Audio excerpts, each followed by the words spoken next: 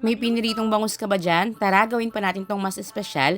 Pwede rin po natin itong pagkakitaan. Bukod sa mabango at napakasarap nitong ating recipe ngayon, napaka-healthy rin po nito dahil gagamit po tayo rito ng iba't ibang gulay. Isusulat ko na lang po sa bandang dulo nitong ating video yung buong ingredients natin, then isasalansan lang po natin ito sa ating kawali. Yung bangus nga po pala, bago ko pinrito, binrain ko po muna ito. Nagtunaw lang po ako ng 1/4 cup ng asin sa 1 liter na tubig. Then doon po binabad ko po yung bangus. After 30 minutes, sinugasan ko po itong mabuti bago ko nga po ito pinrito. Huwag niyo po itong pakatustahin.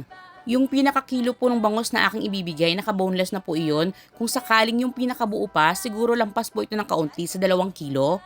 At kung mapapansin niyo, pinagtatabi ko na po yung parting buntot at parting ulo para mamaya po pag direpack po natin to sa ating tab, hindi na po mahirap dahil isang ulo po at isang buntot yung kasama po nito.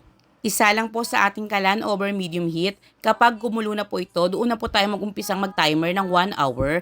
Then hinaan na lang po natin yung apoy sa medium-low heat. Ito po optional lang, 10 minutes bago po matapos yung oras, pwede po tayo rito maglagay ng Baguio beans. At heto na nga po yung ating napakabango, napakasarap at talaga naman pong masustansya na Spanish style bangus. Pwede nyo po itong ibenta ng nasa 180 pesos.